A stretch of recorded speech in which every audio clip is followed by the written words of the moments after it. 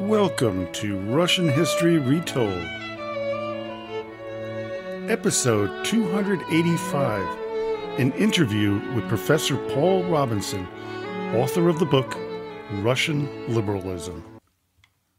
Today we have a special guest, Paul Robinson, a professor at the Graduate School of Public and International Affairs at the University of Ottawa, and author of the recently published book Russian Liberalism. Welcome, Professor Robinson. Thank you for inviting me. Given today's Russia and the authoritarian regime of Vladimir Putin, the concept of Russian liberalism seems to be lost. But before we get into that, our listeners would be interested in what Russian liberalism is actually historically. It's actually not an easy question because, even liberalism itself is a somewhat uncertain concept. Many political philosophers nowadays say you can't talk of liberalism, you can only talk of liberalisms in the plural, of some sort of broad family of doctrines which have something in common, but often contradict one another. So modern day paleoconservatives and modern day I'm getting muddled up here, but modern day social liberals, right, would be very different than modern day classical liberals, right, and often would be in conflict with one another, and you get similar problems, of course, in the history of Russian liberalism. It is something that has evolved over time and has taken on multiple manifestations. So it's not easy to pin it down, but in my book, I divide it up into certain sort of types, one of which is political conservatism. So in a Russian context, political conservatism has been interested in an expansion of civil liberties and in the rule of law, which is a matter of considerable importance historically speaking. It hasn't always been in favor of democratic government or representative institutions, because there's some sort of fear that the people are reactionary and representative institutions might not be good for liberty, but there has been a desire for the rule of law and civil liberties. Then you have social economic liberalism, which is concerned generally with free markets and so on. That's tended to be slightly weaker in Russian history, but there have been believers in free trade and free markets. And particularly, of course, in the 1990s, when when nowadays might be called neoliberals were running the Russian economy and wanted to liberalize everything on Western models. On the whole, though, Russian liberals have tended more to a sort of social liberalism. That's to say, but they don't want nationalization of the means of production like socialists, but very much they would be closer to a social democratic European model in some respects. Apart from, of course, that sort of group who took power in the 1990s. And then there's cultural liberalism. And this is, I think, something which is distinct to Russia, because cultural liberalism is about turning Russia into what is called a normal country, by which is meant a Western European, or now more broadly Western country. It's based on this belief that Russia's fundamental problems are cultural ones, and that Russia must become European or Western. And therefore, because of this, Russian liberalism becomes closely associated with the idea of Westernization and Westernism more generally. Yeah, so what was the beginnings of Russian liberalism? About what era, what year, century did it begin?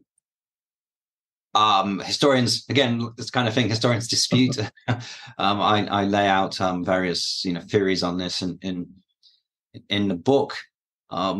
Most historians would date its origins to the reign of Catherine the Great, and would point to instances such as the issuing of what Catherine called the nakaz, or instruction, which was a document sort of calling for change in the way Russia ran, and then led to this big legislative commission which was assembled, and people came from all over and sent in their ideas on how to reform Russia.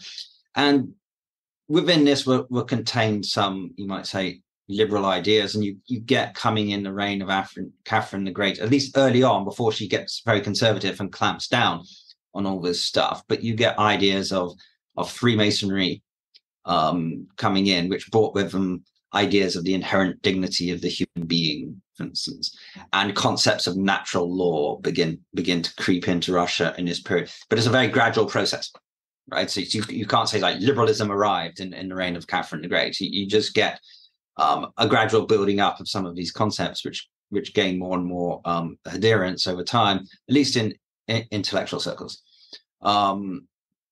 Liberalism as a political movement, though, doesn't really come into being until at least the 1860s, and perhaps even a little later.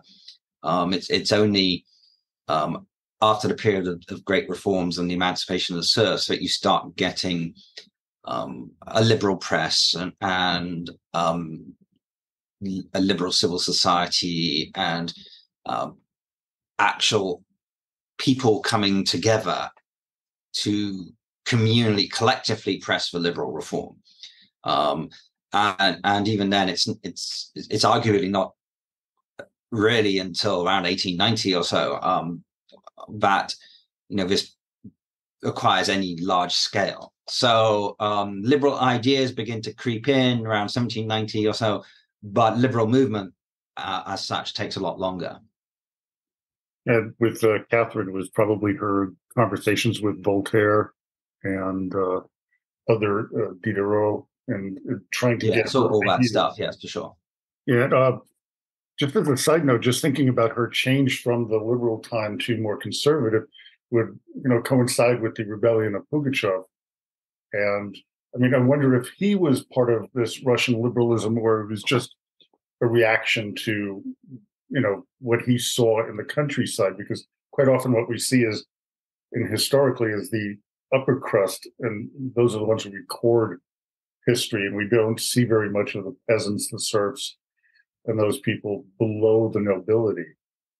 Yes, well, when one's talking of Russian liberalism, one is talking, by and large, actually of an ideology and a movement which is restricted to the upper echelons of Russian society, both in Imperial Russia and in late Soviet Russia and today. Liberalism hasn't really ever established very strong roots in what people like sometimes call the ordinary people. So among workers and peasants in Imperial Russia, there were very few people willing to who professed themselves as liberals, or probably even understood what liberalism was. And insofar as they gave their support to any political movement, it tended to be towards socialist, revolutionary, or communists of one sort or another, so the socialists, rather than liberals. And when the liberal parties are established after the October Manifesto of 1905, and you get the creation of the Cadet Party and one or two other liberal political organizations, they fail really almost completely to get any support outside of a quite narrow social circle. Primarily, of course, people of in the professions, academics, doctors, lawyers, that kind of people, and much the same is true today, actually. But support for liberal parties is, I mean, not exclusively, but largely restricted to sort of intellectuals in large cities. Particularly nowadays, what are called the creative classes, which would be sort of, people who use their brains to create things. So IT people and journalists and artists and theatre people and that kind of thing would be where you get the most support for liberal movements, but not among Ivan on the street, probably. So what were the early phases of liberalism in Russia? Going back into the early 19th century, and the different kind of circles of liberalism? Well, I mean, as I mentioned, liberalism could be associated to a large degree with Westernism. So it's when you start getting this, Slavophile Westernizer divide, and again, among quite narrow intellectual circles in the 1840s, you get certain intellectuals who are, promoting the idea of what you might call a historical determinist idea that all societies are marching in the same direction. But there are certain laws to history. So you can see this is all coming out of positivism and modern scientific rationalism, right? And that these laws of history point, towards the sort of institutions which exist in Western Europe, right?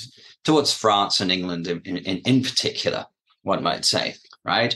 And that Russia, therefore, is destined to go in the same direction. So you get people like historian Timofey Granovsky, who taught in Moscow, and Konstantin Kavinin, who was also taught in Moscow for a while, and was briefly a tutor to the then heir to the throne, Grand Duke Nikolai Alexandrovich, who died quite young and never became emperor.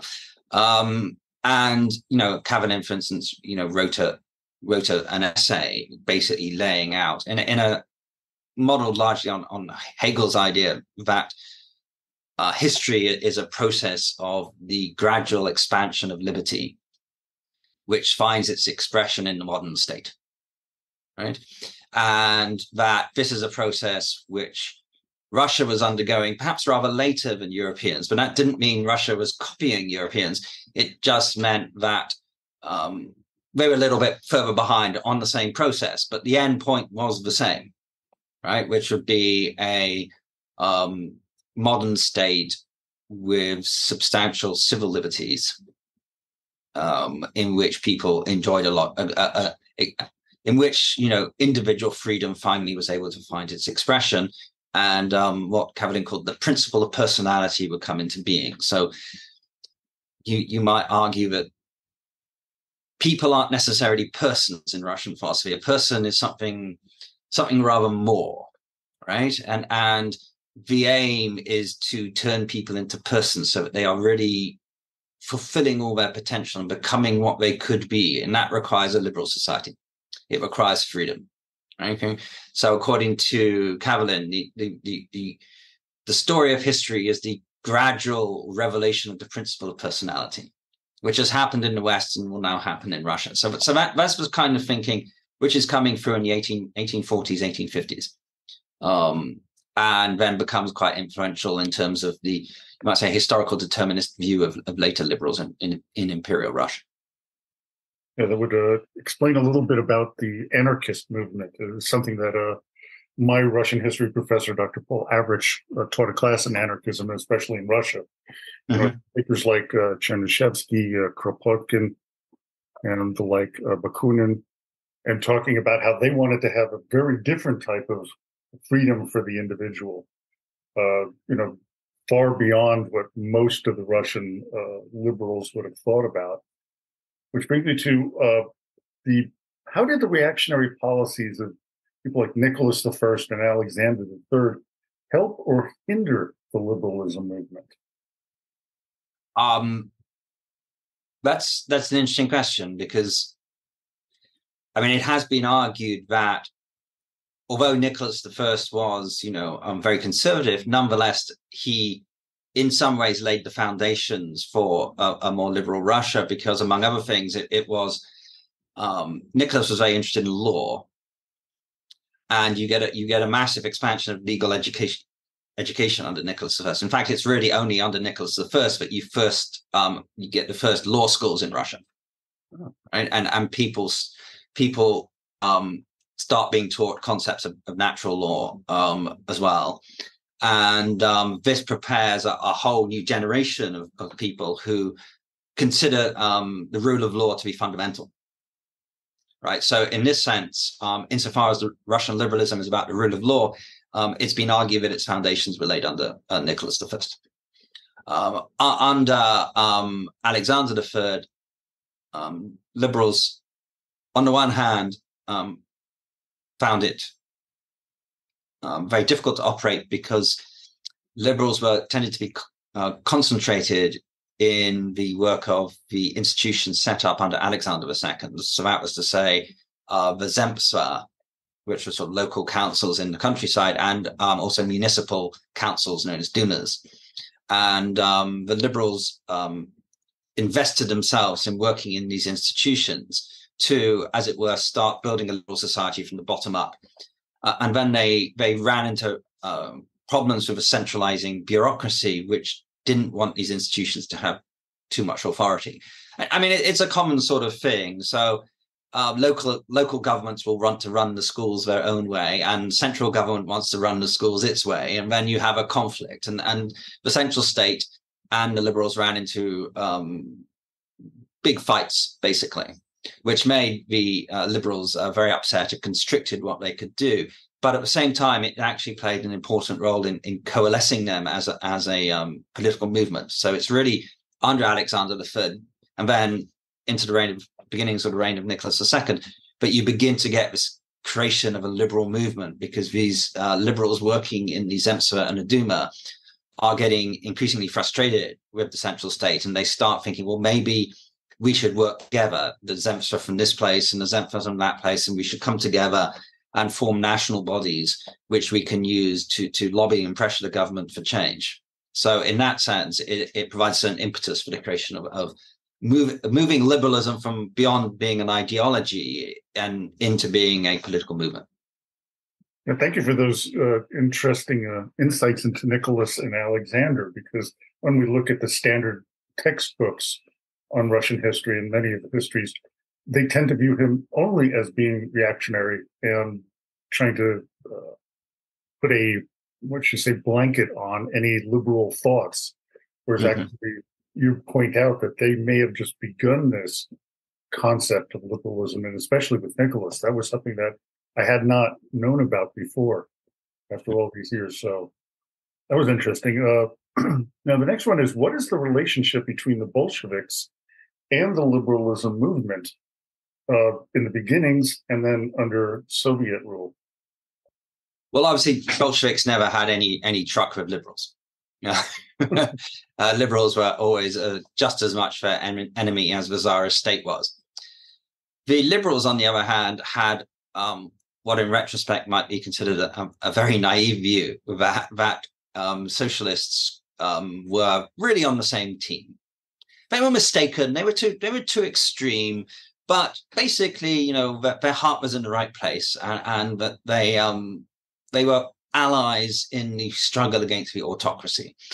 And the liberals, in essence, because they lacked support themselves among workers and peasants, were happy to use socialists of various types, not just Bolsheviks, but also, Mensheviks, socialist revolutionaries, whoever, as sort of their foot soldiers who would put pressure through violent action on the government and force the government to carry out liberal reform. And I think the liberals sort of had in mind that, once the extremists had pushed the government into liberal reform, then, the liberals would be able to take over, and that then they could stop. And their argument was that the extremism was a product of the lack of liberty. So that if liberty was granted, the extremism would go away, right? So you could use the extremists to gain the liberty, at which point the extremism would essentially vanish.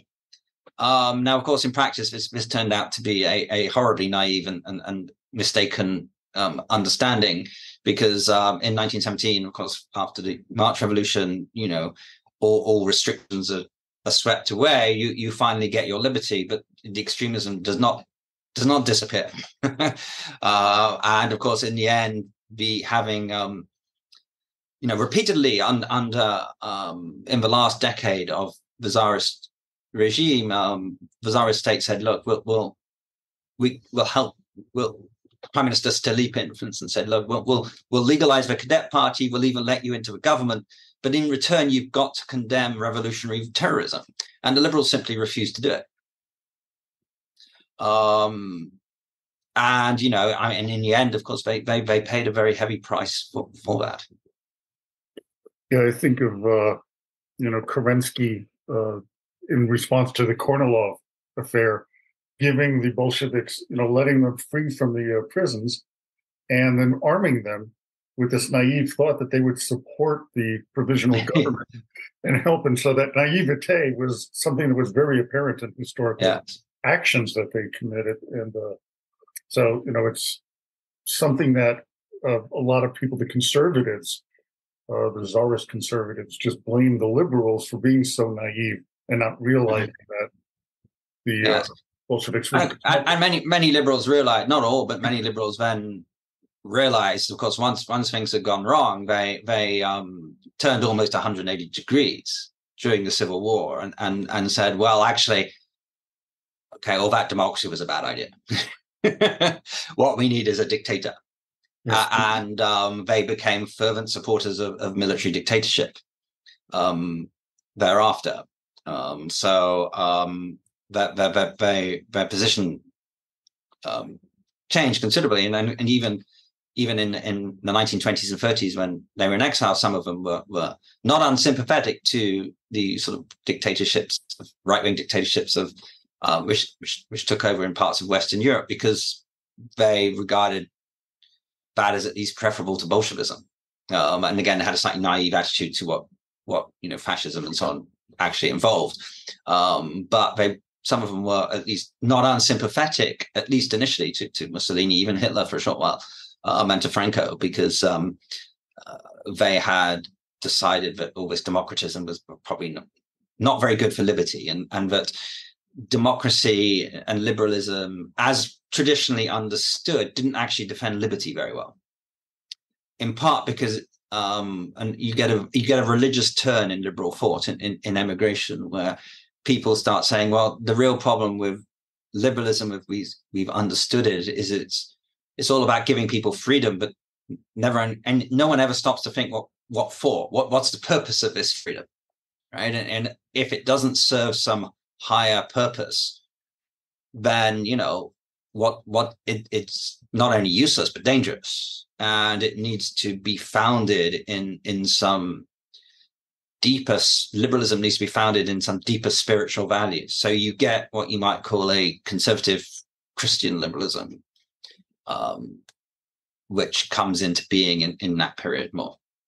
Yeah, I've actually met a number of people who had that point of view, who, when they came out of Russia, backed Hitler, backed Mussolini and Franco, and I've met many of them in places like southern France and in New York City after they immigrated, and then they went from being very liberal to being very conservative, and especially within the church.